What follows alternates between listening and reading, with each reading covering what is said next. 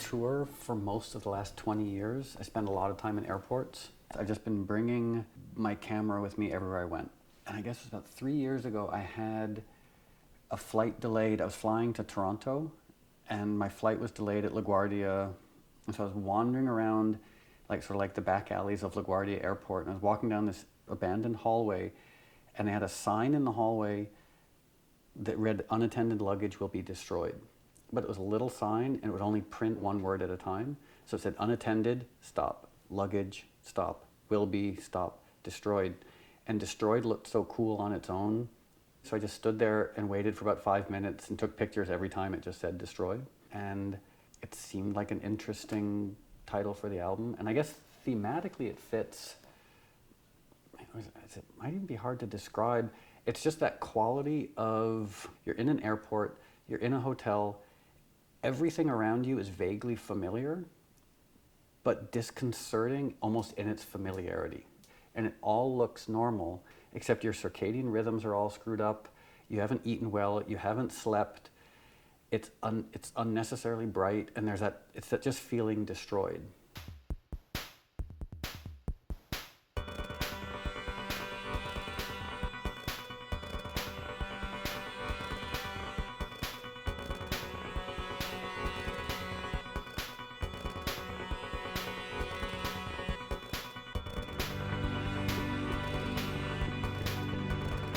And when I was making this record, I was like, I didn't know what type of record it should be. And then at some point I thought, well, it's a record inspired by empty cities at 2 o'clock in the morning. And when I'm not making music in empty hotel rooms at 2 o'clock in the morning, I listen to a lot of weird old electronic music. So I thought, oh, I guess this album should be an album of weird old electronic music.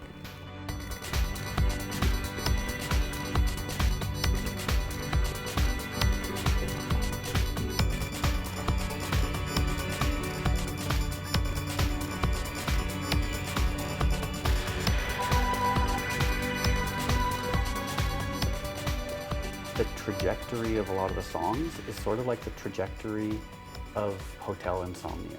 A lot of the songs start off minimal and fractured, and then sort of build and fill in a little bit as they proceed.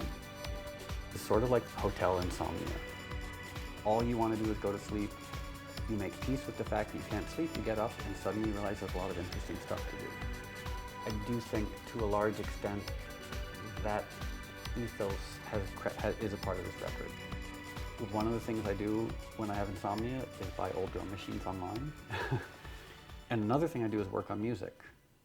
What I found is if I'm working on music at 2 o'clock in the morning in a city that has, as far as I can tell, gone to sleep, that sort of somnambulant quality influences the music.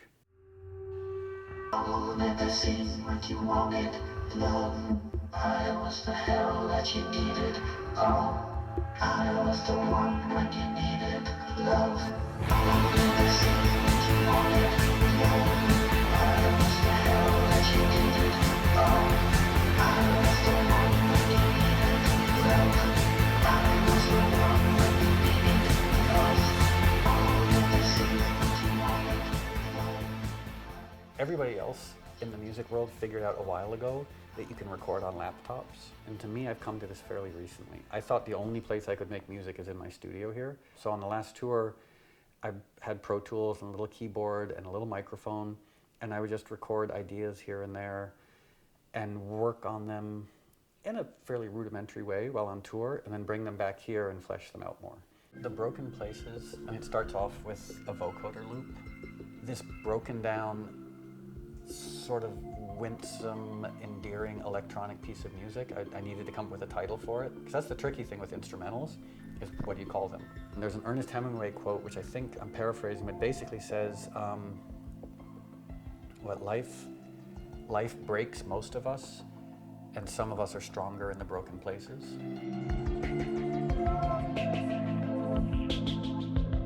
And I've always loved that quote, which I'm paraphrasing. And so I liked that as an introductory album title for the album, because it does sort of emotionally set the tone for the rest of the record.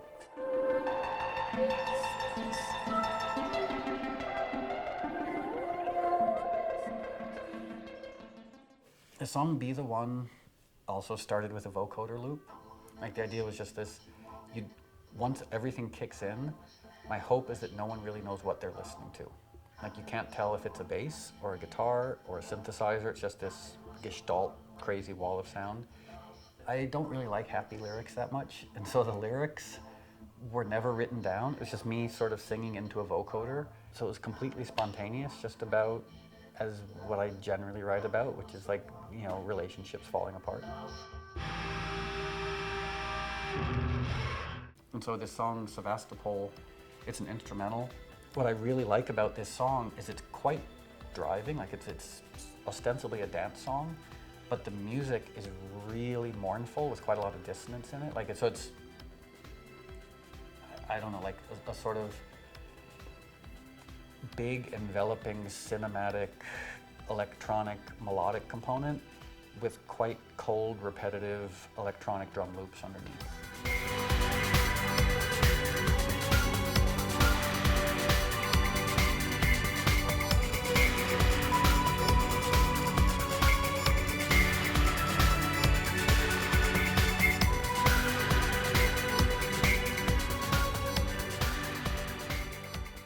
The low hum was another broken down electronic instrumental track, and I gave it to my friend Emily Zuzik.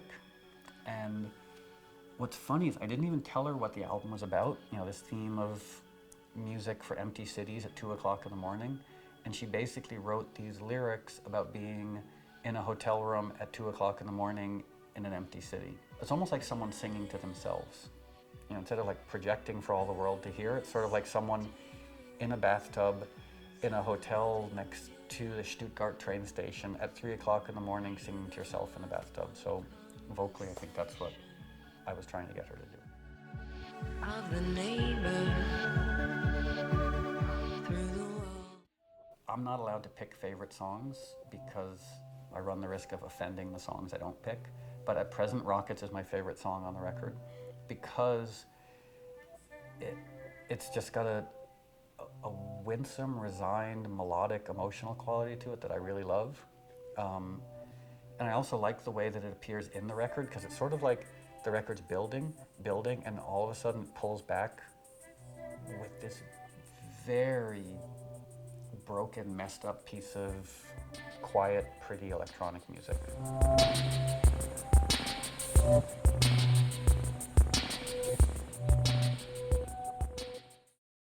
The Day is one of the few songs on the record that I sing on.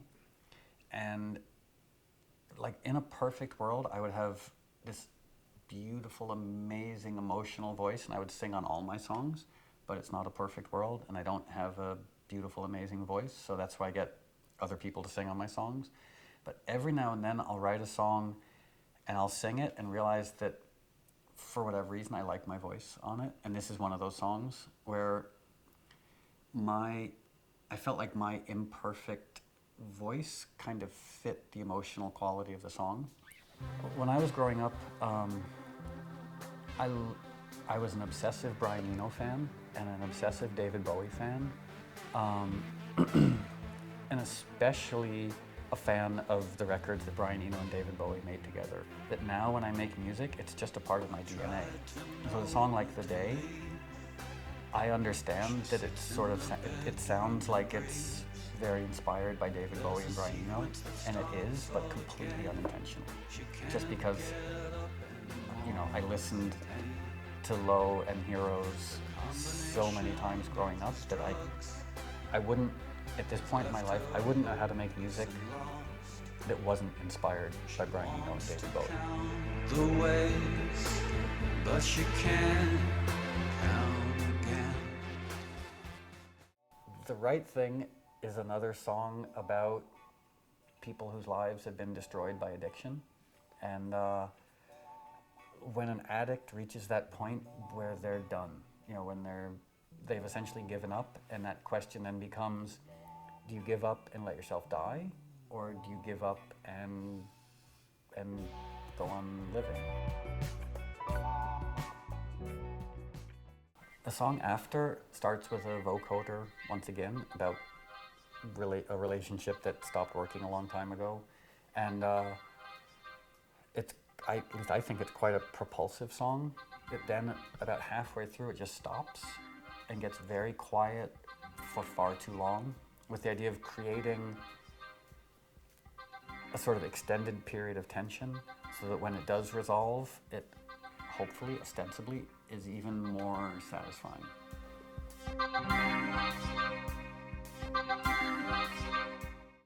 Victoria Lucas was Sylvia Plath's pseudonym when she wrote The Bell Jar, and I keep going on eBay trying to find an original copy of The Bell Jar as written by Victoria Lucas, and they show up every now and then, but they're very pricey. And I mean, a lot of the titles in the record are inspired by either my favorite writers or works by my favorite writers. And this one, it's an instrumental, so why not name it after one of my favorite writers?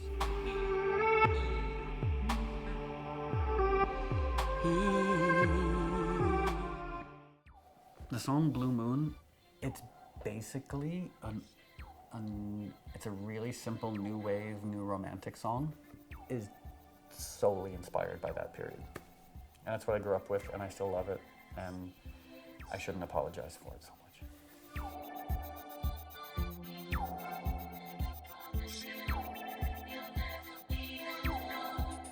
So Lie Down in Darkness, yeah, it's named after a William Styron book.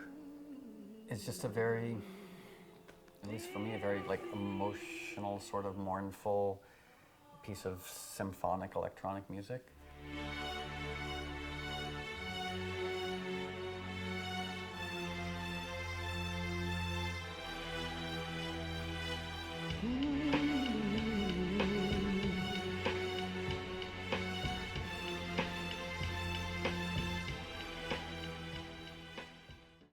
I love, and I've always loved, like the simplicity of early music and Gregorian chant and plain song.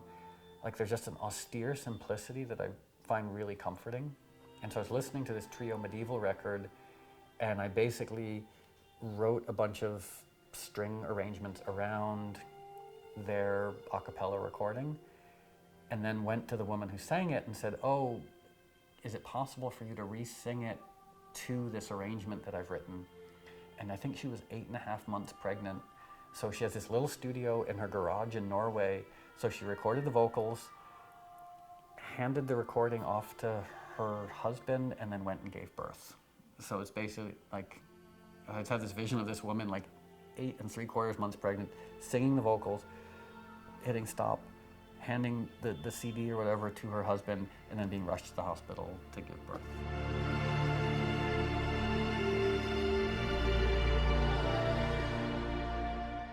Violent Bear It Away, I personally love the way it develops, and I like the idea of like just when it gets to a certain point, it then gets a little bit bigger, and then gets a little bit bigger. So it's almost like the opposite of a Russian doll, you know, like starting with the tiny doll and gets bigger and bigger and bigger.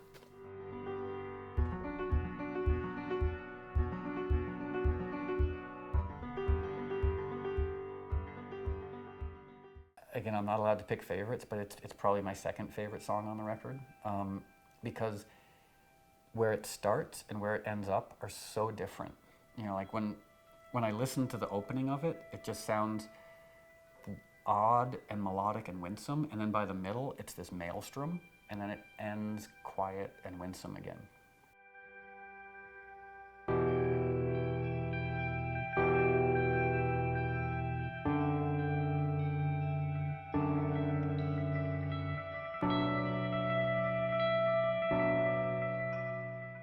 For those few people who will listen to the album from start to finish, I wanted to try and make a bookended, cohesive, emotional experience. And I felt like this short song, When You Were Old, was like a kind of perfect denouement to the album.